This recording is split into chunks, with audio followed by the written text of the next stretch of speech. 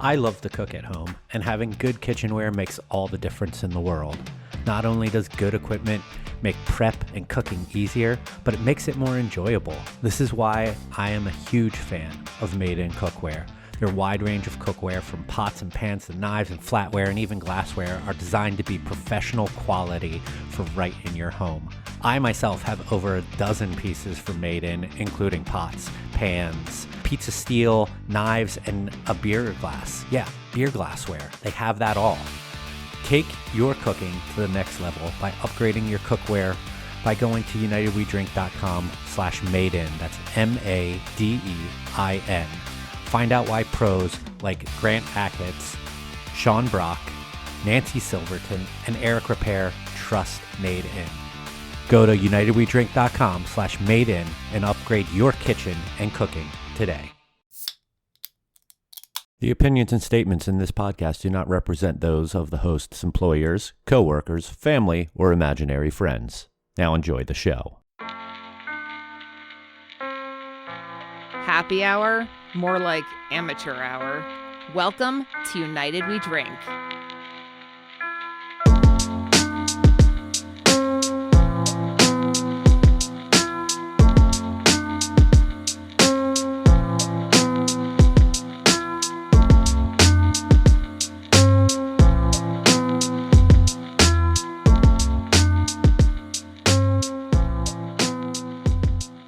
Hello, everyone, and welcome back to another new episode of the United We Drink podcast right here on unitedwedrink.com, as well as Apple Podcasts, Spotify, Stitcher, Google Podcasts, Amazon Music, and wherever fine podcasts are found.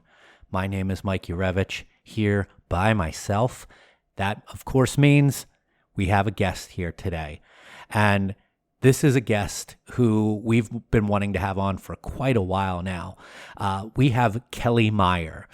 He is the former owner of New Braunfels Brewing Company in Texas. And I say former because he owned this company for about a decade before selling it last year to new ownership. And he has since written a book and started a podcast under the same name, How Not to Start a Damn Brewery, where he goes through his trials and tribulations of running a brewery and the mistakes that he made and learning from them and kind of owning up to them and seeing how they build him as a person now. And Kevin has been on his show in the past and talked about his experience with opening up breweries. And this was a lot of fun, this discussion. This could have gone on for hours and hours and hours. Kelly is such an honest and upfront person. He's a breath of fresh air. He seems to think that he's a bit of a pariah to the beer industry because he pokes some people in the wrong way.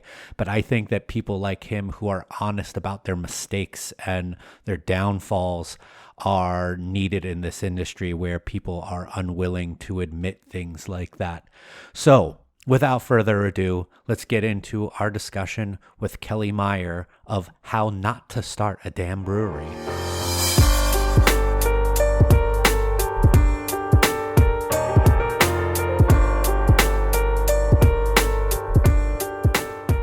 All right, Kelly, thank you for joining us here on the show. A beautiful Wednesday evening as we're recording this. I think it's a beautiful one. Depending on where you are. We have some electrical lightning going on by my house. It's kind of cool looking outside. But is there any other kind of a lightning, Mike? Is there non-electrical? Liquid lightning? Is it the new? I know that climate change is doing a lot of wacky things, but I didn't realize it was messing with the laws of nature. The physical lightning is pretty intense. Yeah. Gotcha. Well, Kelly, we're really happy to have you on the show. If for our listeners who don't know that I was actually on your podcast, I mean, it must have been 3-4 months ago when the episode was released, maybe longer. Yeah, something like that. Spring. Yeah.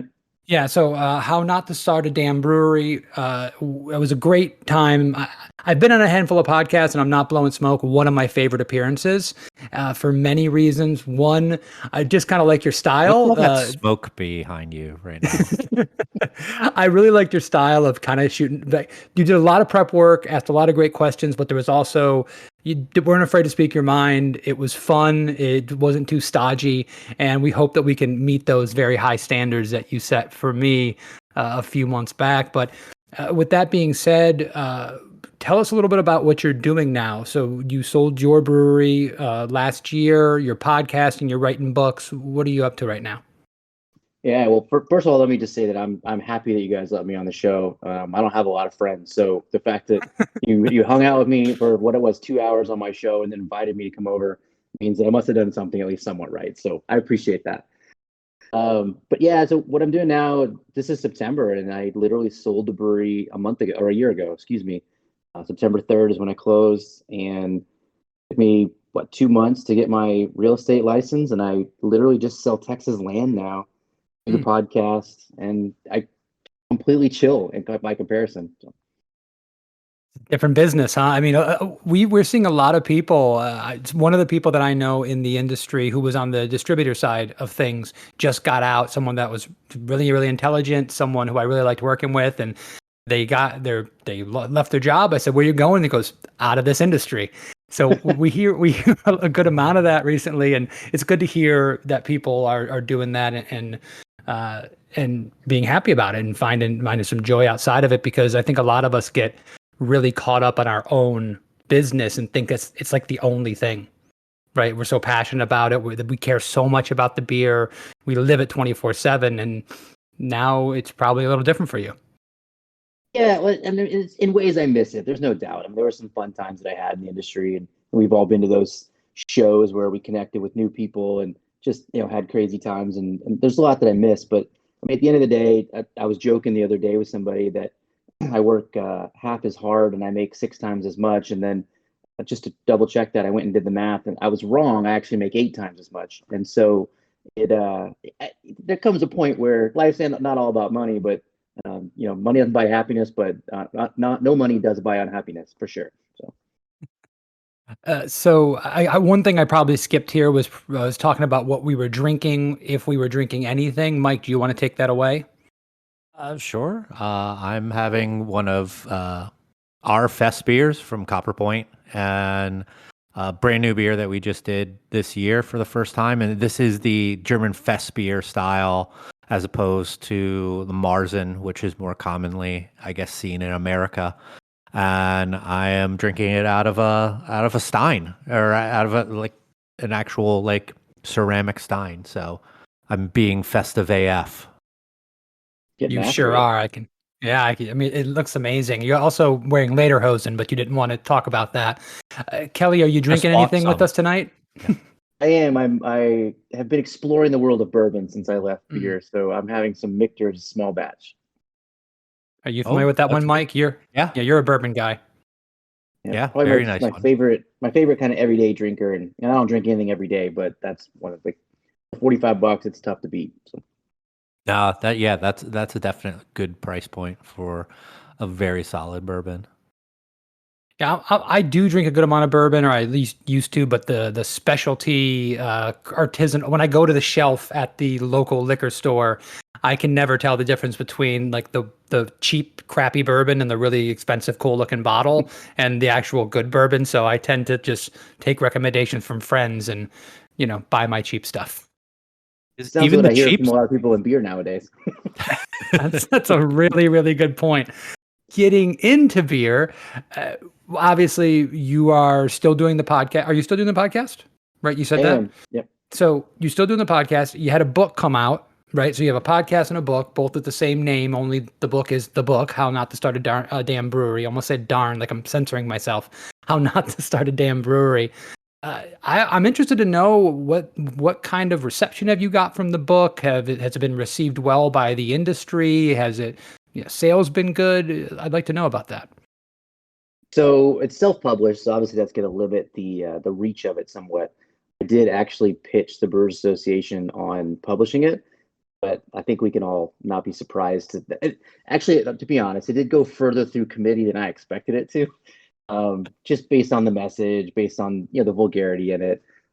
It was going to be a challenging book for the Brewer Association. But anyway, so I self-published it, and I mean, sales have been consistent. I've been kind of happy with it. Once I re-released it, especially in the very beginning, there was a F word in place of the damn word, and that limits your marketing dramatically. I wasn't aware of that, and so one of the reasons I changed it. But overall, the reception from people that I would respect their opinion has been fantastic. Now, keep in mind, I would argue that I've definitely positioned myself as a pariah in the industry. You can tell me if that's wrong if you've heard something else, but by and large, especially large media in the beer industry, they don't want to tell the story, which is part of why I wrote the book.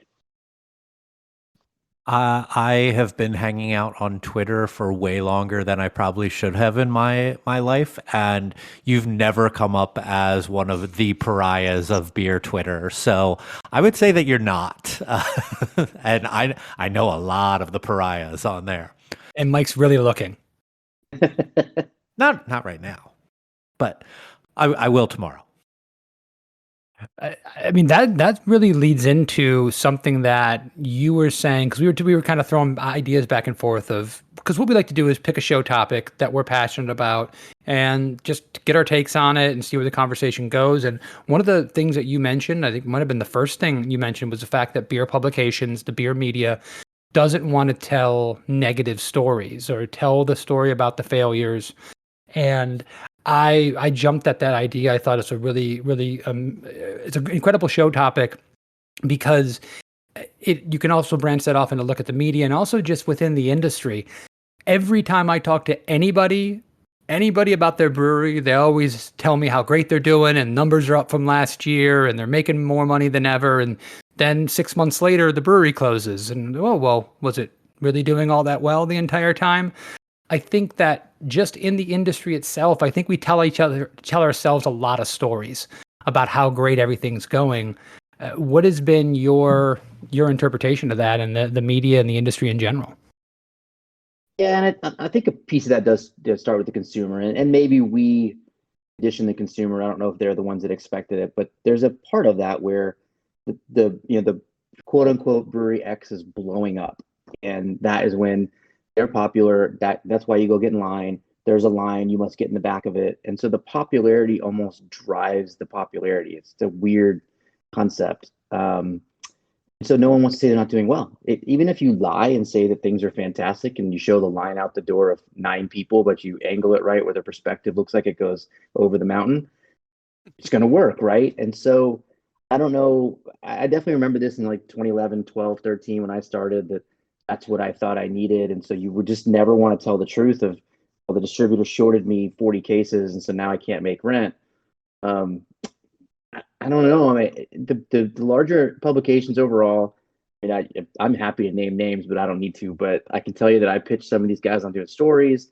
I was going to write the article. I kind of gave them the idea. One of them just straight up told me that, everybody, and this is one of the probably top 3. Everybody already knows owning a brewery is hard. Everybody that I know is doing well. So I don't want to tell this story because it doesn't seem relevant, which is absolutely a lie. There's no way that that's not just a blatant lie. Yeah, I mean, I don't think that that struggles are necessarily like put aside, but I do think that a lot of times when beer publications are talking about struggles, it's usually when it's too late, and it's usually when it's a closure, and by that time all of the things that the struggles are over. But it's I see where you're coming from. I think that certain topics such as like sexism, racism within the brewing industry are hot topics that do get press, and those are struggles for a business. But I see where you're coming from with that. Just the everyday struggles don't usually get spotlighted as something because it's almost just an assumed thing, I guess. But I don't think that the consumer knows it. People in the industry know about that and can assume that. But I don't think that the average consumer knows about that. And maybe some would really like to read about that and hear about that to be able to understand a little bit more about this. Yeah, a little more Kelly? honesty for sure, and let people like kind of see behind the curtain for sure. But yeah, I mean, the big reason that it frustrated me, and if you listen to the podcast, you've read the book, I think hopefully I've exercised some of it, but I had a lot of anger and a lot of frustration. It was because I sort of bought into that same mentality that hell, everyone's doing well. All I need is a canning line, and if I have a canning line, all I need is a bigger canning line. If I'm in 6 states, all 12 will get me there. So I continually had that expansion plan, and then I realized consistently that not only was it not working when I added a new market, and that the depletions weren't as good as they needed to be, and then the lack of focus hurt the market I was existing in. But the guy that told me to do it, Kevin's point, maybe he went out of business in 6 months, or maybe he finally confided in me that he's got a second job because 100% of that income is going into the brewery. I was like, I felt misled, and I felt like, in a way, that I was told the story that if we just follow the protocols and fix the spreadsheet correctly, we'll all make money. And what I found, at least in Texas, 90% of the breweries I talked to were not profitable. I really I can identify with this a lot because I got started in Florida when there was almost no breweries. I got started when there was almost no breweries. My brewery opened up when the explosion had already happened. And I had talked to several people that I knew, and they were all telling me, as long as your beer's good, you won't be able to make enough. We can't make enough beer. We can't make enough beer. We can't make enough beer. And I know for a fact now, of being a veteran in this industry, that was completely untrue, even at that time, for some of these breweries. Exactly to your point. I think there's a little bit of the mentality that you see in the wider culture about Facebook and social media culture. And we see this in mental health all the time, in mommy culture, where you only put the pictures up on Facebook when you're happy and everything's going well. So people that are going through some shit see nothing but happy, lovely people living their best life, and they go, well, what the fuck is wrong with me? Why am I not this happy? And telling that story about the struggles and just saying it's hard. Yeah, we all know it's hard. It's a cop out, because why is it hard? Is it hard financially? Is it hard personally? Is it hard because distribution is difficult and you should have had more information and you could be a publication that could give this information? Those are the things we look for in real life. In our greater life, I should say, we should expect that from journalism and beer, and for people like us that are getting into it, whether it's a consumer that wants a peek behind the curtains, or it's people like us that are looking around going, well, we should be making this work, and it's tougher or more difficult than we thought. We should be able to get that too, because we still have way too many people opening breweries, and they're all getting fed the same story. You just got to get the line around the block, make a couple pastry stouts and a smoothie sour, and build the hype, and you're going to be set for life. And we know it's not true. No, and unfortunately, the Brewers Association is releasing the numbers, but then presenting them in a way that doesn't show that story. And that's part of the argument that I had, that the one metric that no one seems to want to talk about, the market share of craft beer divided per brewery. For some reason, that one to me is the one that I just sort of like lock in on, that should be the thing. If everybody's making more money, if everybody's growing, the market share per brewery across the United States should be going up. It did from 11 to 15, and it has not ever since. It has been going down dramatically. It's half of what it was in 15, and I guarantee it'll be half of that in another 5 years. How does that? I mean, the pie is just shrinking, basically, is the best way to say it. I also got into a little bit of a discussion with Bart from the BA, their economist, when he was putting out information on on-premise, off-premise sales, and I just threw out to him, I go, how are you getting all of this information when not everyone even fills out the same excise tax forms? There are different excise tax forms for the TTB, And we use the quarterly ones that are the short form ones, one page. There is no on premise, off premise. There's just sales in barrels. And he didn't even know that that was a thing. So it automatically skews his numbers already because he doesn't know who is filling out which forms. Yeah. The only thing I will say about bars, I think he means well, but that is not Oh, the yeah, only. he absolutely does. I highly doubt that I'm sure you can pick out outliers, but I don't think there are a lot of people that don't mean well in any of this, right? You're a cheerleader for the industry. Also, in fairness, people's jobs, if they're a journalist, are required on people picking up these publications and wanting to read them again. This is a self-perpetuating system that mostly people are motivated by doing what they feel is important for them, but also in the greater good. I think that you hit the nail on the head talking about the percentage of beer sold for craft. I wonder if our good friend Phil Balmasano knows what the craft beer sales percentage is in Florida. I'm under the impression that it hasn't risen at all over the last 5 or 10 years, that it's been kind of stagnant while we've doubled the amount of breweries that are in production. And that's that simple math that you just talked about, Kelly. How does that work for everybody if the pie keeps getting divvied up more and more? And I don't see it on the macro level. I don't see it in all these other states because I'm not concerned with that. I'm just looking in my backyard, and I know my backyard is more competitive than it ever has been. And I know that people are still talking about the fact that there's no competition in the brewing industry. I still know people that are, oh, well, craft beer doesn't compete with other craft beer. That is the silliest thing and the most oblivious position you can ever have. We are competing with each other exclusively.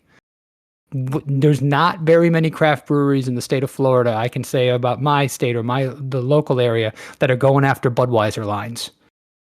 Right? Well, we did. Remember, like I remember this story, especially because I started in 11. You were a little before me, so you probably heard it even more. But the years in the beginning of my career, that's all we talked about. It was arm in arm, take down Budweiser. We're gonna what was the Brewer Association's stupid thing? And it was cute. I liked it, but it was obviously a media ploy. We were gonna buy AB InBev. Remember that? Like I remember that. maybe. Forgot about. Yeah, it's so obviously great. Well, we look at it now, and so for some reason, this was just reported maybe this spring, like I think by the BA, but they just sort of buried it. But we have a 13% market share. Like 83 or 87% of the United States still hates craft beer. Like we didn't win. We're losing the battle. We're screwed. Like overall. And so we cannot continue to add new breweries without some sort of innovation and or some way to take back those tap handles and shelf space. And I don't see any unique and innovative things coming from trade publications and or the Brewer Association on how to do that. Well, innovation, when you have so many breweries that one brewery can make a difference. They can bring on another line. They can get the seltzer game. They can do some of these things. The non-alcoholic sect of beers, which is supposed to be rising, and you're seeing more, at least in our neck of the woods.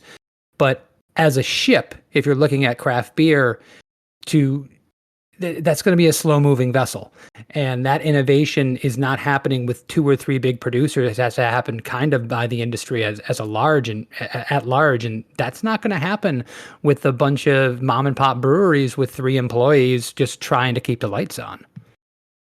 We have this whole thing that happened during the COVID pandemic, and it's like, oh, we need to pivot. We need to pivot. I have a cool drop step down in the box that can, from basketball, but I don't know about pivoting. And Mike's pointing at himself. He's got a really good drop step, but I don't know how a brewery our size pivots away from what we've been doing when we don't have the resources to bring in a non-alcoholic line or start a seltzer or do all these other things that honestly are probably just Band-Aids anyway, because that market has taken a big downturn as well. That was going to be the next big thing. And just like everything else, it has a shelf life. Yeah, I think Boston Beer is sort of one of the best examples. If you were to look at one producer, I think they announced they were talking about something else. They were talking about, I think, how great Twisted Tea was doing, but they sort of snuck in there that like Here's like 20% of their portfolio now. Really? I mean, Yeah, at the end of the they're day, what yeah. what does that even mean, right? Yeah, and the BA still counts like all of that other stuff as their total production numbers to make them still like the number one craft Mhm. brewery and all of that. A lot of clever math right there. Yeah, it's So, well, all and then keep in mind too that the BA's numbers are all self-reported. So at the end of the day, you did. They're asking that is breweries to true. take Yeah. out some of those numbers, and so they look good if they have a higher barrelage. I can't imagine that some of them aren't just keeping the seltzer numbers in there. Yeah. Yeah. Yeah. There's no reason that, I mean, obviously we don't know specifically, but there's nothing to stop you from doing so. And so I did want to ask you, Kelly, I didn't ask this question in our email, but I want to talk a little bit about your podcast. Have you had any favorite guests or conversations? Has there been one of these moments where you've had that kind of conversation where you're going down one of these trains of thoughts and you just had like a eureka moment or were really impressed by one of the guests that you had on? Well, I actually hate because this is how I built. I hate giving compliments, and so because you're on here, I'm going to throw this one out because it's on top of my head. The whole conversation with you about some of the things that happened at Funky Buddha was so exciting and fun for me, and I've used that reference so many times going forward. I really enjoyed that one, but to be honest, I've had a bunch, and in that, as it should be, the point of the podcast was to explore and autopsy what went wrong and learn from it.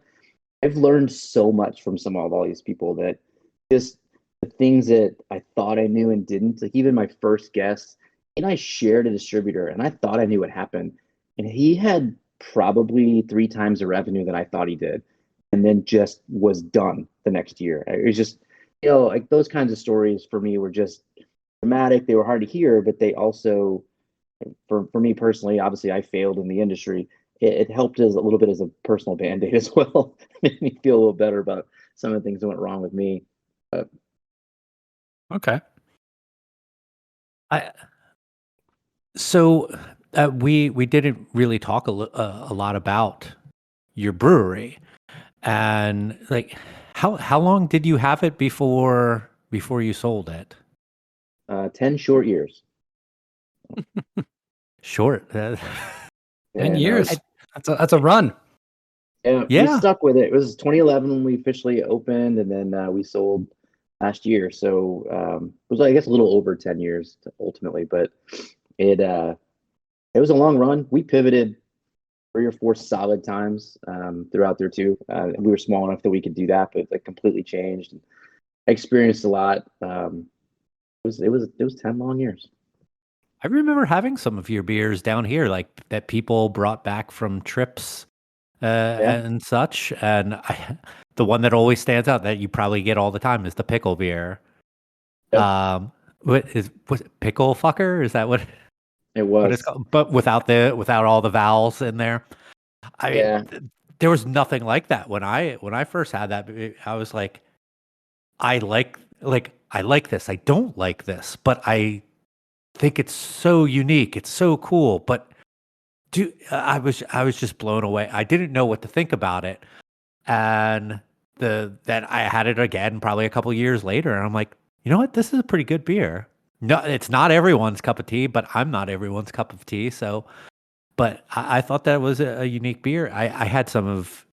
I don't remember, and maybe because it just didn't stand out like a pickle beer. But I remember having some of your other beers being really solid, and the artwork was interesting and cool and different from what I was seeing at the time. And um, yeah, when I heard about like all this stuff going down, I'm like, oh fuck, they're not as I guess it shouldn't be surprising that it's like there's stuff going on with everyone. Because I just always looked at you guys as like a pretty successful medium sized craft brewery, and but looks can be deceiving to the consumer. Yeah, and I think Kevin and I maybe talked about this a little bit on the episode we did, but we did struggle in the beginning. There's not now there is some more so, but when I switched to pure mixed culture, actually more so before when we were trying to do mixed culture and pure culture products in the same building, it there were a lot of mistakes, there were a lot of issues, some worse than others, but ultimately there was some growth issues in there. To be honest, about 2017 is when I think that we really started to figure it out, and then every year after that, the beer got dramatically better. But it didn't move the needle distribution wise. And then, as Kevin knows, large format bottles kind of just died somewhere around 2018, 2017. So right when we started to figure it out and figured out how to make that business model work, the market said, "Hey, please stop doing that." And look where we do now. So yeah, it wasn't the beer quality at the end, but the beer quality was definitely an issue in the beginning, as it kind of is for a lot of uneducated, unskilled, unexperienced people in the industry.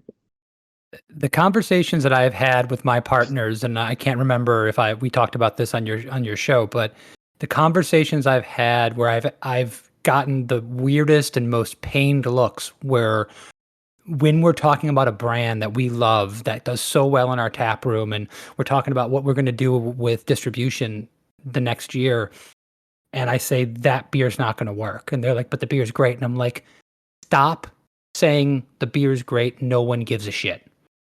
Right? You have to assume high quality, but not all the beers that are doing well are high quality, right? We want to make great beer. That's the goal. That's the benchmark. We hold ourselves to our own standards, but quality does not win out necessarily in our industry. In styles, in any format, in any place that you buy it, that's not the game that we're playing. And that is really, really disappointing, and something that I find is people in our industry don't like to hear that. No, and there's a few reasons for that. And I was going to mention earlier when we were talking, one of the biggest problems that we have, and if I didn't mention that before, I came from the fitness industry beforehand, and admittedly, we had the same problem there. That it was at the time a little bit lower barrier to entry, and there were just not a lot of MBAs running fitness centers, especially not small local ones. And with the brewery stuff too, it for the most part, craft beer, especially in the beginning, and less so now because it's gotten a little more expensive to start. But it's all passionate, artistic folks, not business-minded people who come in with a sales and marketing background who just want to dominate. So we are just kind of a bunch of dumb artists trying to figure out how to make money. But yeah. So, Mike, I don't know. Did you want to add something to that, Mike? I'm sorry. I want to just wholeheartedly agree with, and that we have seen such a shift in breweries that went from being that to the ones being opened by fucking estate attorneys who have never set foot in an actual brew house before, but feel like, oh, I can do that, I can run that, I can throw the money at a person to do that, and it'll be great. And they realize that that's not how it works. And I miss the passion of it, and I wish that there were just a few less breweries, and there were the small people doing passionate things who can survive through their tap room and through small distribution, and let the ones who have made some more money and have more money behind them, let them do their thing. I believe that there's a place for all of those, but that place got pushed out when everyone and their mom opened up a brewery. Yeah, and like one of the things Kevin was saying earlier about the pivoting, like we dealt with that when we first opened in 2011. Tap rooms were actually illegal for production breweries at the time in Texas, and so what you take for granted is everybody was at that time who was opening, they were putting their breweries in locations that didn't really matter, because you couldn't be where like a brew pub would be. For one, the rent was too high. You couldn't have a bar, so you weren't going to be able to return the investment on that higher per square foot rent. And so we all kind of went. You also them all they were in warehouses or industrial parks or outside the city. Then all of a sudden, 2 years later, Texas legalized tasting rooms. And I was like, okay, cool, we're going to put a tasting room here in the middle of nowhere in a warehouse, and they just don't. And so everyone kind of went there for a while, and then everybody realized that we ambiance matters. We want a cool place, and so these breweries are stuck in this kind of crappy location. They have to struggle. Like, do we open a tasting room in the downtown area, and then how do those numbers work, and how does that support it? And so if you're opening now, you know where the market is now. I think you're right. There is a way to make money in that small footprint going in a high traffic area. God only knows how the industry is going to change in 3 years. And is it going to work then? I don't know. Not my problem. I'm out. But Well, since we've talked a lot about quality here, or maybe even the lack thereof, I wanted to get onto one of your bugaboo topics, and that's talking about pastry stouts. So Mike, you don't know this, and Kelly, I have to tell you that you sent a lovely care package oh, that's right. to me at the brewery.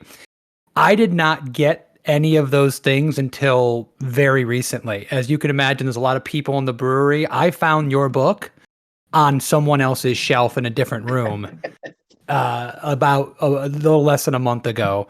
So the inscription in this book, Mike, just so you know, says, "Kevin, I forgive you for leading the charge to kill craft beer with your maple bacon bullshit.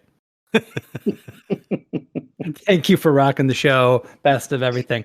So that leads us into the conversation about all these wacky, crazy, over the top culinary stouts, porters, what have you. What's your bone to pick, my friend? And by the way, you're in good company, even though I'm a hypocrite. Yeah. Well, so for me, it's simple. I think about this. Like, so backtrack, right? Like when we got into this industry, all of us were like super jazzed up to get this like old lager from Germany. We could split it between the 5 of us at a party and just like talk about it. And we didn't know what the fuck we were saying, but we were into it and it was cool and it was an experience. And then as the industry changed, that didn't get attention. And sometimes in the beginning of the industry too, especially like that 08 to 2012 timeline, making lagers was hard. So most people were like, what can we put in it? And I did the same thing. I will admit I put Snickers in a Weizenbock once, but I realized afterwards it was a terrible, terrible mistake, and I didn't do it again. But for me, at the end of the day, it just boils down to it isn't beer. It's fine if you want to drink it, if that's what you are into, but it's dessert. It's essentially a smoothie or an ice cream sundae.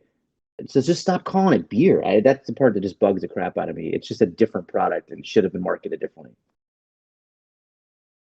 I don't have the exact quote up here, but a brewery formerly of New Jersey, now Pennsylvania, called the Referend. They're 100% spontaneous fermentation brewery.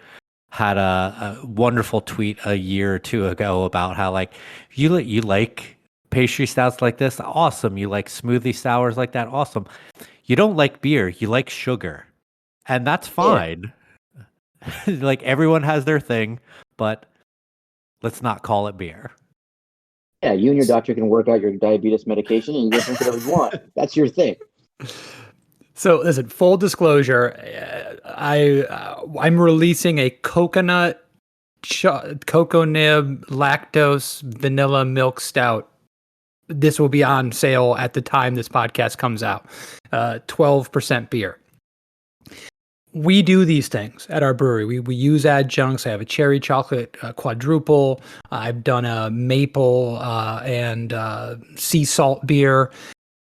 Those are beers that we do because the market gobbles them up.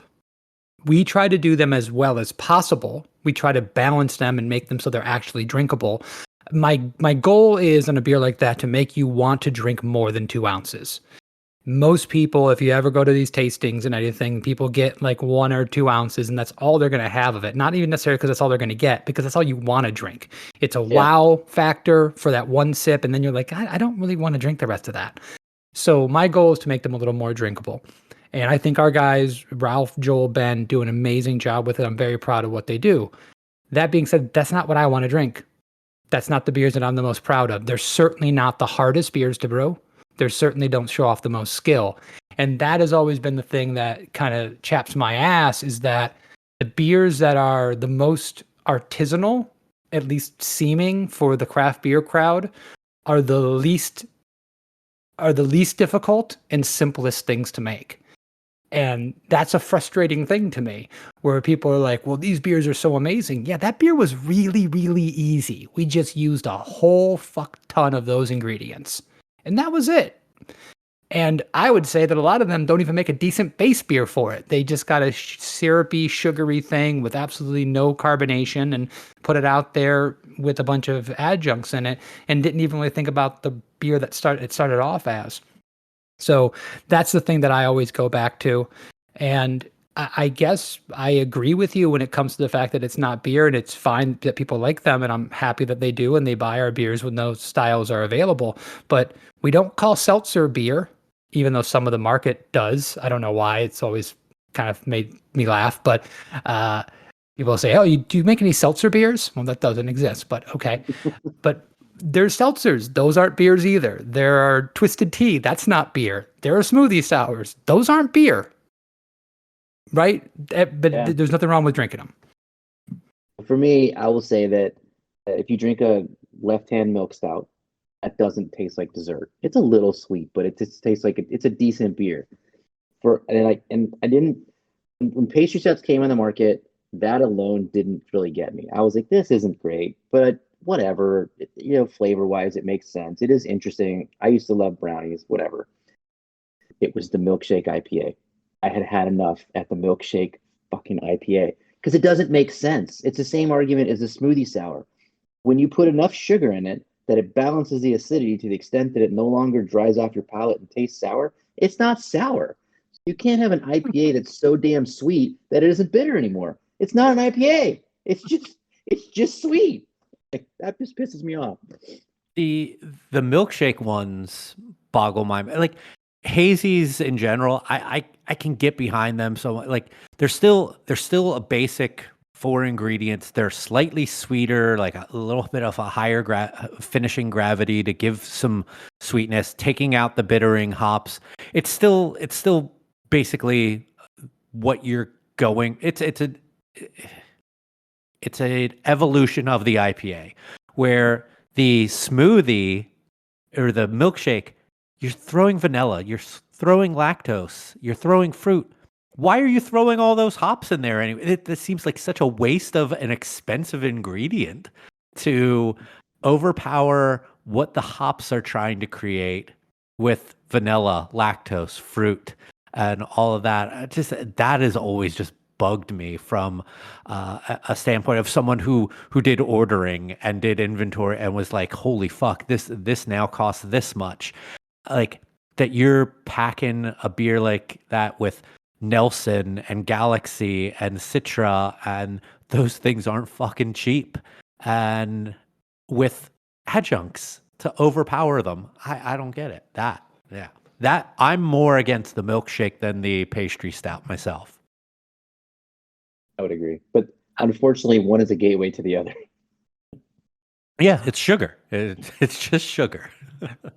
Well, I've had this conversation with you, Mike. I'm not sure if we've ever talked about it on the show, but in talking about that like artisanal aspect of beer and the fact that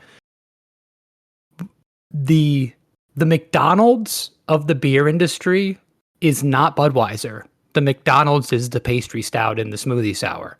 Yeah. That's the one-dimensional, over-the-top, one flavor, salt, fat, sugar thrown at you. That's the easy way out. That is the thing that is super serving people with sometimes limited palates. That's what that is much closer to what that is in the craft beer side of things in a lot of ways, and it doesn't get positioned that way at all. If all you have to do is take one flavor and hit somebody over the head with it, then you're making one-dimensional food. You're making one-dimensional beer. I think that the artisanal label is flipping a little bit today, because I think that breweries who are considered kind of artisanal are the ones who are doing like all lagers, who are doing really good mix firm or all spontaneous, like all sour breweries, places like that, who are sticking to some traditions in a way. I don't see, for all intents and purposes, Buddha being considered an artisanal brewery in this day and age. Sorry, Ryan. But that's I know Ryan's a huge listener of the podcast, so I'm sure he's seething right now.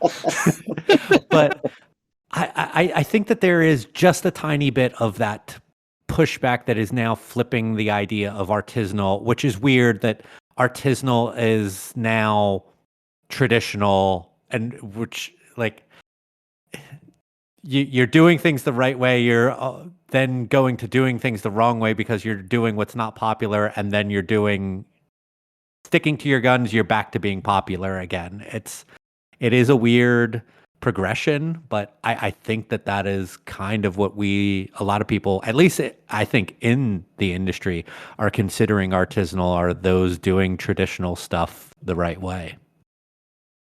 And that's by and large what most people in the industry drink, I think, too. But yeah, I think we're still kind of sadly the minority, and hopefully we're able to push that forward. But the market at large is still going crazy eating dessert all day long. But yeah, well, when you're where you're at, you have some access to some very, very, very fine lager makers, especially with Live Oak and Austin Beer Garden Brewing. mm-hmm. Yep. The Live Oak Pils never leaves my fridge. That's the standard at my house. Fine beer. Yeah. But that's the thing, and we say this all the time, and I have conversations with people outside the industry, and I go to a beer fest with nothing but smoothie sours and pastry stouts and milkshake IPAs, and everyone behind the booths are drinking Pilsners. And some of them are drinking them ironically still, but a lot of them are drinking them because they're enjoying them and they're the right beer for that environment. But that's always been the way it's been. That's been the way it has been for me the entire time I've been in the industry. We sit there and talk about the breweries that we love that make really, really good beers, and those don't really permeate into that mainstream beer geek culture, with a few deviations in that, with your quote unquote crispy boys, which, God, if I never hear that term again, I'd be really, really thrilled. You do get some of that, but even then, a lot of those beers that I've heard that those people love so much aren't Pilsners. They're not good representations of the style. They're over hopped. They're sometimes have diacetyl, and like you can smell diacetyl from 7 counties away. So you must know this. So it's okay. It's a Bohemian Pilsner. It's supposed to have diacetyl. Enough so that you can smell buttered popcorn from across the room. Have you heard this? Have you seen the Bohemian Pilsner? By and large, Every time I've seen a Bohemian Pilsner, it's been an excuse to make a shitty version of it and just not have it lagered. Like, come on, it just sucks. Just call it a suck Pilsner. Whole new category. I don't think that I've ever said this on the show, but I'm probably going to lose points in the beer community. I don't like Pilsner or Kel because it has too much diacetyl in it, which I know is a trademark thing of it. So. Yeah, but we joke about this, but there are people with different and this is, so I've taken some shots, obviously, at people in the industry and the kind of beers that are popular, and a lot of this does come back to Kelly, and I'm sure you get this. You'll get sour grapes, right? The industry was tough for you. Your brewery didn't perform the way you wanted it to, or your brewery isn't as popular as another brewery down the street. So you're just taking shots at the more popular thing. I've heard that myself. But the important thing to recognize when we're making these comments is that these are our opinions. Taste is subjective. And it's fine for you to like all these styles. And Mike has a perfect example. Mike, I joke about this, but when we worked at a brewery together, Mike smelled diacetyl and neutral water. Mike gets diacetyl on everything. So if you've got a sensitive palate towards something, you're going to like something that has one of those flavor compounds a lot less. Just like someone who tastes cilantro as soap. It doesn't matter how good that guacamole is, they're not going to enjoy it. It's a subjective thing to an individual person. And that's all fine. You know, I can be wrong. People can say, no, that's bullshit. These beers are great and your beers suck. Great. If you like them better, I encourage you to drink them. The thing that always chaps my ass is that just because I don't particularly like a style of food I'm not going to go on and start insulting that food if I don't have enough information or knowledge about it. If I don't know much about Indian food, I'm not going to tell you not to go to the Indian restaurant down the street because I don't know Indian food. I find that a lot of people that are unqualified to talk about Belgians or lagers or West Coast IPAs are talking about how bad this beer might be. And I've seen this. I've seen people bash and talk to me about beers from Copper Point Brewing, which is Mike's brewery, which makes incredible beer. Their beers are kind of boring and this, that, and the other, because they don't know what that style is supposed to taste like, because they've never experienced it before, and they don't really know what a good version of that style is. So they're not qualified to make that judgment. And that's where I get frustrated. Yeah, there's no peanut butter in the porter, so it can't be good. There's no way. So we're bashing Untapped more. That seems to be a pretty typical topic on here. Oh, because that's Untapped. I actually had to make a choice on my third season that I was going to stop doing that on every episode, because even I felt a little, not gross, not guilty, but just like, it just got tired. Like, I hate Untapped so bad. We have that. We have those, the smoothie sour, the pastry stout thing comes up probably every other podcast. Untapped comes up on a regular basis. And these are just pressure points that we are constantly being bombarded with on a regular basis. So it makes sense that it's always kind of top of mind. I'm sure our listeners are like, oh God, they're doing this again. But we're experiencing it every day. Our listeners know that I do a segment, a small video every week for Barrel of Monks called Old Favorite Friday, where we feature a great classic beer and talk about how great it is. And they're usually beers that are widely commercially available and just excellent to style. And I always look those beers up on Untapped, and I always get sad because they're always so poorly rated next to another beer that I've just recently had and said, well, that beer's garbage, and that's got a 4.3, and this beer's incredible, and it has a 3.4. It drives me crazy. And I don't know why I do it to myself, but I do it every time. I always look up the score. It does me no good, doesn't no one any good, but I do it anyway because I'm a glutton for punishment. Yeah, ever since I sold the brewery, I don't have to look at Untapped. I did it just to like pull bad reviews or whatever from people. And again, I got to the point where the bad reviews were the same every time. It's, different guy, different county, different beer, whatever. But at the end of the day, it was some uneducated douchebag who half the time wasn't even talking about that beer. And then I'd find check-ins for a beer that was bought at a Total Wine in like Oregon, when the brewery doesn't even distribute outside the state. Just, dumb stuff like that. And I got to the point that I just couldn't do it anymore. But yeah.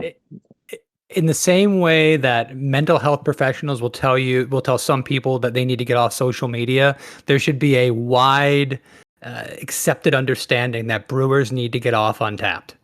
Just get off of it. It's not, if you're already popular on there, you're going to be fine. Just let it ride. And if you're not, just take a step back and don't look at it anymore, because no good can come of it. I love that I don't look at, I log on, make a new beer, log right off. Like, I don't look at reviews. Every once in a while, if I have some spare time, I go through and merge duplicate entries, but I never look at the ratings. I never look at comments on things. I'm using it purely just to manage our beers, and that's it. You have way more discipline than I did, because I said I was going to do that, and then occasionally I'd go look over and just get mad. Like, more than once, I screenshotted a bad review and put it on my Facebook page and said what a douchebag the guy was. Shouldn't do that either. Yeah. We Mike and I have one of the best stories of all time about someone making a bad review and our owner of our brewery calling the person out at the bar with the entire brewing staff. Maybe I'll tell you that story when we get done with the podcast, because it's long. But I don't know how much time we have left, Mike. I know you're usually on top of those things. Do we have time to talk a little bit about contract brewing? Yeah, we probably got about 10-ish minutes left. Okay. Kelly, this was something that you said, your thoughts on contract brewing was, that's where you would probably go if you were doing this thing all over again. That's the thing that you're interested in. I have looked into this multiple times with multiple contract brewers, and I've never been able to make the numbers work. So I'm just interested in what what you've seen. A lot of people that listen to this show are in the industry, so I think it's something that people would be interested in your thoughts on. Well, so it's one of those things that I've now decided that in the fourth season, I'm going to make it a point. There's a couple of places I'm going to reach out to. One that, in my opinion, I'm flabbergasted a little bit that the guy went brick and mortar contract, brick and mortar. I don't understand that one, but long story short, I think where it's at for me, the biggest problem that I've seen from my perspective on my numbers and overall was the physical plant and the labor incurred and the variability of those things and the seasonality. And so if you could take those variables out and the contract places that I've talked to, at least in Texas, and maybe you've had different experience, it's a per case cost. And so it's fixed. So if I charge $80 a keg, I pay them 12 or 10, 9, doesn't matter what it is, right? I know that number. I know my margin. And if I got to sell the keg for 89 or 94, I know that it's got to be a multiple above the expense ratio. More importantly, that expense ratio will be the same every single keg that I buy. So if sales are down 1 month, I get less revenue, but I don't have more expenses. I also get less expenses.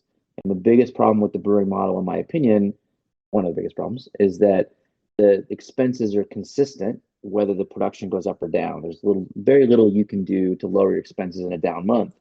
December is always crap.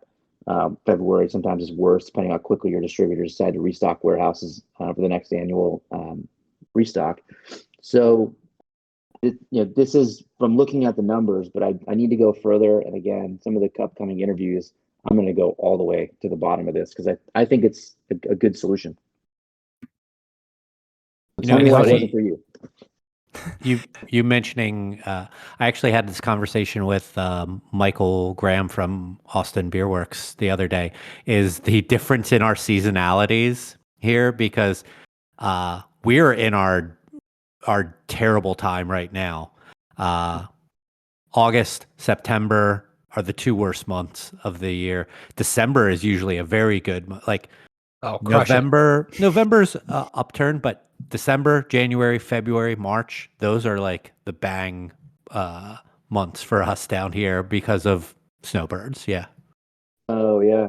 We have the word opposite problem. Basically, everybody's got that OND, like the holiday season, October, November, December. And then right after New Year's, you can't even get some of the chain stores on the phone. Like they're just like, don't even call me. Like we're not doing anything. You want a new authorization? How about piss off? How about that? So I'm going to tell you a couple of things that I ran into with contracting, and the main thing that we saw was the volumes that were necessary at the places that we discussed were in some cases more than we were looking at producing early on. We were talking to Brew Minimums, Hub. you mean? Yeah, the minimums. We were talking to Brew Hub in Central Florida, and they were saying, well, you have to minimum contract 100 barrels a month of each one of your brands. So call them back now, but that's not true. right. So no, but I have seen some people that are much lower than that now, but I'm just giving kind of the evolution of that thought. So when the minimums come down, you still usually have multiples of those minimums. So if they're doing 50 barrels, it's 50, and then you do another 50 barrel batch, so it's 100. So we were finding that, okay, well, what happens if I only sell 75 barrels this month? Well, you're still contracted to buy that beer from us. We'll store it for a certain period of time. But once you get in that cycle of, having leftover from the month before, it's really hard to burn that inventory down. So that was one thing that, and by the way, when I say that I looked into this, I didn't go huge.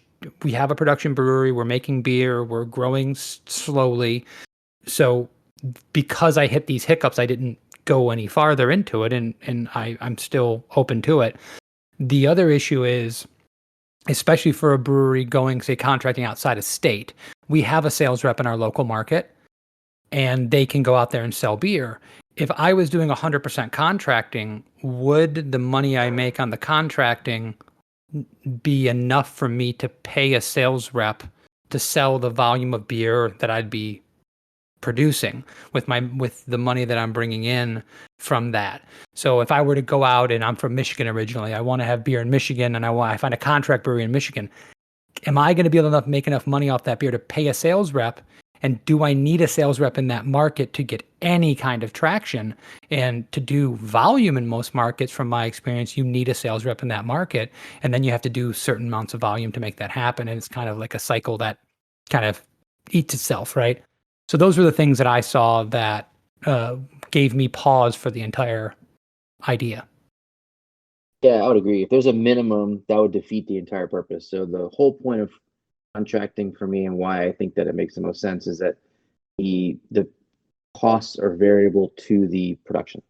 If it can't work that way, then it wouldn't make any sense. And anyone getting in the contracting that had a minimum like that, that's a recipe for disaster, and they're not going to make it. That's not going to work. And I know it's interesting. I'd like to touch base with Church Street up in the Chicago area, because they're friends of ours and we've done collaborations with them, and they do their own brands and they've been doing contracting for years. And I'd love to see what they're doing now with their mix. And they're one of those breweries that have grown their own portfolio to a certain amount that I'm not sure how much contracting they're still doing.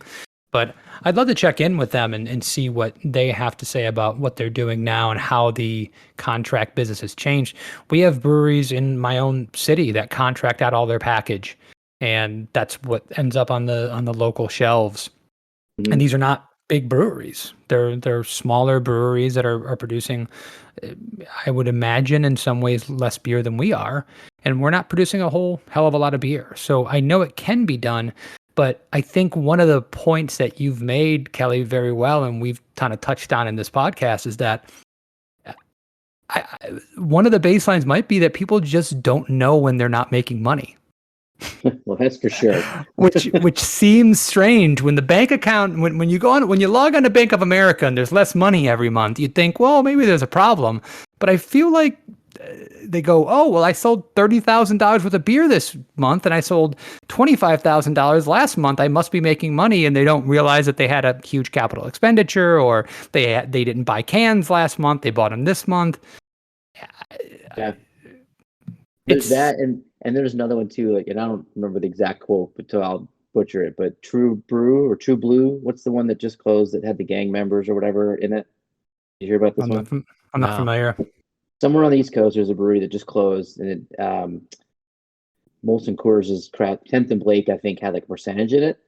They had propped it up, and it was a kind of a cool idea, whatever. They just closed, and their statement upon closing was something to the effect of, "Yeah, we just couldn't get more investor money, so the model didn't work. We had to close."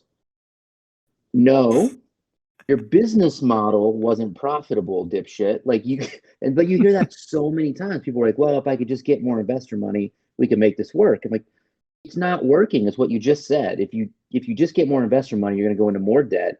You're going to do this again. And one of my best friends in the industry literally did that. They went out of business. It was during COVID. They were able to rebuild. He rebuilt and he moved it on. He's like, all we have to do is XXX. And I can tell you right now, he hasn't done it. And you feel terrible, but you see it all the time in this industry. True Colors. True Colors, that's what it was. Yeah. Well, it's those moving. It's those moving goalposts where you think, well, if I just get to this many barrels, I'm going to be profitable, and you get to there, and you're not as profitable as you thought you'd be, because you incurred more costs than you thought you were going to incur, and you hope that you get this benchmark of this balance where my labor is the perfect amount, my sales are the perfect amount, and I'm making 5,500 barrels, and that's where I need to be. That's the sweet spot. And just getting there is really, really difficult. That's not a given, let alone knowing what your costs and stuff are going to be once you get there. And a lot of times those numbers with people are arbitrary numbers that they're just pulling out of their ass. They don't actually know if that's the number that they need to get to be able to hit payroll and to take care of all of your overhead and to just keep on making beer. It's silly because so many people don't know the cost of goods on their products. They don't know how much their payroll is taking up, because that's probably one of the biggest things. And they're just like, well, if I just get to this much, and they're just pulling numbers out of there, and that might be a fault where just those artists, the passion, they're not very good at doing this sometimes if they don't learn like along the way. I think all this is to say, Kelly, do you have any recommendations for us for getting into real estate? Anyone we should talk to? Do you have any classes you can recommend? Because Mike and I are just close. If we do this podcast again in a year, we'll all be in the real estate business, and we'll all be much happier. We'll all be drinking. We sell. UnitedWeSell.com, and we'll all be drinking bourbon, having a great time. Yeah, all I can say is it works for me, and I'm very happy. And even I thought I wouldn't be, but it's been fantastic. So yeah, you guys are welcome to join me. I'm having a blast. Mike, do we want to go into last calls over here? Yeah. So this is the point of the show where we give each other a unspecific amount of time to kind of voice our opinion on whatever we want. Unobjected, unopposed, uninterrupted. Can be about beer, can be about whatever. And just for that sake, I'll start things off here. I have a very quick, easy one. I have come across a new podcast that I really like, and I just want to throw out there as a recommendation. It's called Endless Thread. It's about stories found from Reddit and the internet, weird, random stuff, fun stuff. As someone who can go down rabbit holes on the internet, I really enjoy this because it's allowing me to do rabbit hole stuff with just listening and not having to actually type things in. So I really enjoy this show. I have been listening to so much of their back catalog, and they have like 4 or 5 years worth of back catalog stuff. So if you like crazy stories from the internet, listen to Endless Thread. Kevin. So I finally watched Thor: Love and Thunder. And so I have a 4.5-year-old. We don't get out to the movies at all. I'm a huge Marvel fan. I've just got done watching a few months ago every single movie and TV show in the MCU in the timeline that it's supposed to be in. I love these movies. Even sometimes when they're bad, I love these movies. And that was not a good movie. It was a complete mess. Tonally, it was all over the place. Somewhere in that movie was a really, really good movie. Christian Bale was unfathomably good, was incredible, one of the best villains I've ever seen in a superhero movie. And the story with Jane Foster, and there was so many good beats that could have been done so amazingly well, but every single one of those beats was undercut by, I would call, parody level acting and comedy. I thought I was watching like a scary movie version of a superhero movie in multiple instances, from sentient axes and hammers to just too many things to name, and I'm sure some people haven't watched it, so I won't give away too much. But I loved Ragnarok. Loved it. I thought the tone was great in that. I've loved the Guardians of the Galaxy tone. I don't think comedy cannot be done in this, but I kept pausing the movie, looking to the left to my wife and going, is this happening? Am I drunk? Am I imagining this? Was that just the weirdest thing that you could possibly imagine in that moment? And it made me sad because I was so looking forward to it. I'm sorry. Why am I apologizing? I'm not Taika Waititi. Did you have anything to do with the production? Are you the one that wrote the screenplay? I'm sorry, go ahead. All right, Kelly, your go. I would say one of the things that I have rediscovered recently is my love of live music, and I think that many of my sort of like pseudo expensive things that I enjoyed doing went by the wayside, especially towards the end with the brewery. And in the last 3 months, I've been to like 7 concerts, and I fly out Friday morning to go to Portola in San Francisco and just spend 2 days on the bay enjoying all kinds of music. And it's feeding my soul in an amazing way. I've just really enjoyed it. I've been to Five Finger Death Punch. I saw Megadeth live. Like some Swedish death metal band with my 16-year-old daughter. Just had a blast. And so more and more, I'm going to remind myself that I'm going to do all of those things as often as I possibly can. Even I saw Rammstein, German heavy metal band from when like the 90s when I was a kid last weekend. I knew one song and I just had a blast. So yeah, I'm back to doing things that I love. Awesome. Like it sounds like your musical taste. Is that accurate? Some of it. I mean, Yeah. I liked Rammstein and Megadeth for sure. I've never seen Megadeth. It was kind of a bucket list one for me. Yeah, I've never seen them live yet. I'm not a huge live music person. Despite even being a person who played in bands, I didn't like going to big shows like that. So just my thing. But hey, I'm glad that people are getting to enjoy going out to concerts and shows and all of that again. For sure. Anything that you want to plug, now would be an awesome time to do that. Kelly, why don't you go first? Obviously, go look up Damn Brewery at Damn Brewery on Twitter. How to start a Damn Brewery for the podcast and the book. I was on Amazon. Yeah, appreciate it. Kevin, anything you want to plug? So first off, I was so excited to get into this interview that I never talked about what I was drinking early on in the episode. And I went out of my way to make sure that I wanted to mention that Eric Hild from Topple and Goliath sent Joel and I a care package. And I was drinking the Oktoberfest lager, which I really, really enjoyed. One of my favorite styles. I talk about it all the time.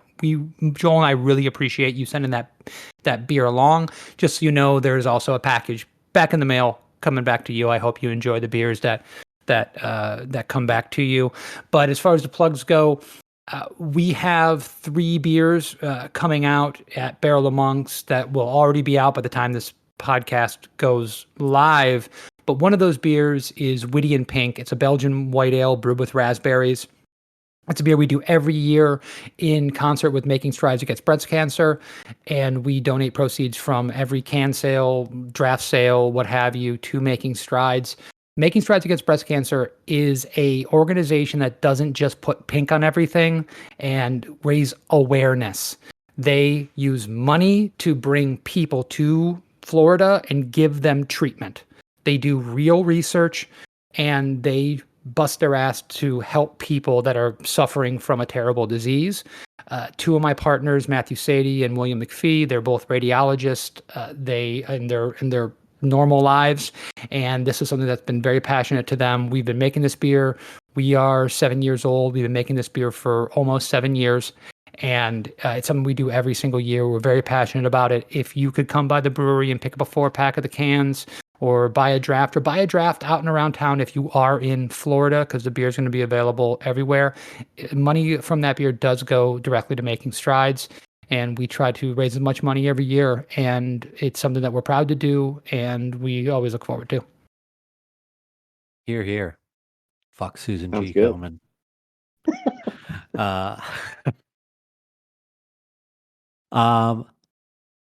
If you want to follow me, I'm at Mike Loves Beer on Twitter and Instagram. Not always saying stuff like that, but Sometimes. And Joel's not here, so you have to be the shocking one. Yeah, I guess so. It's a burden I have to bear.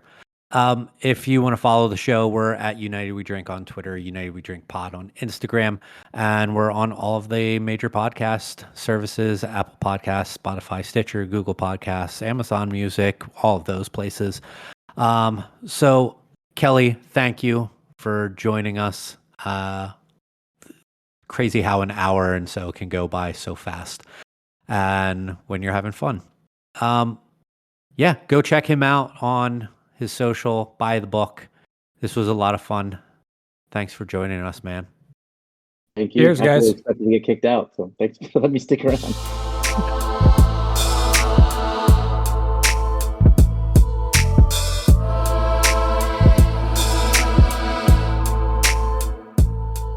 One more time, a big thanks to Kelly for joining us.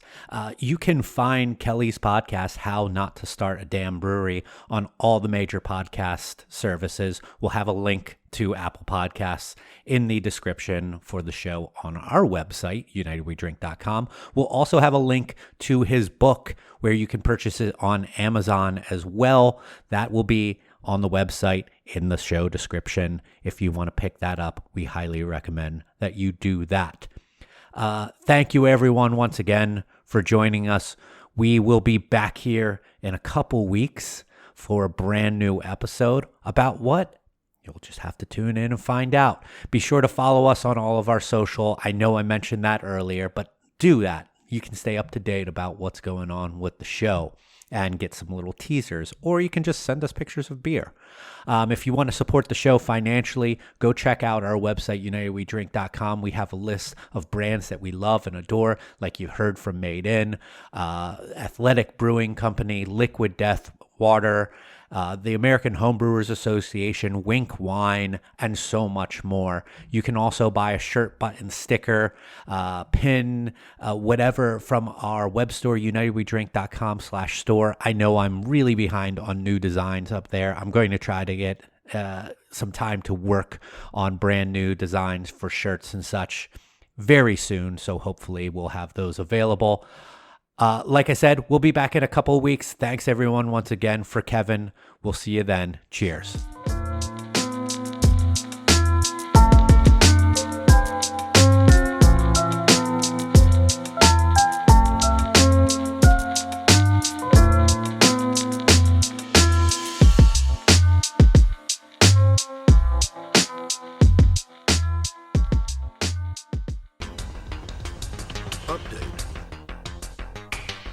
Upon completion of recording, we here at United We Drink had realized we failed to ask Kelly the all-important question that we ask all our guests. What is his Taco Bell order? I reached out to Kelly to get his answer, and he says, quote, "Another beer, and when they deny me that one simple pleasure, I burn the place down." End quote. Without a doubt, the most interesting response we've ever received to that question. Until next time, good night.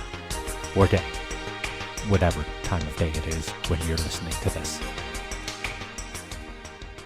fucking thing.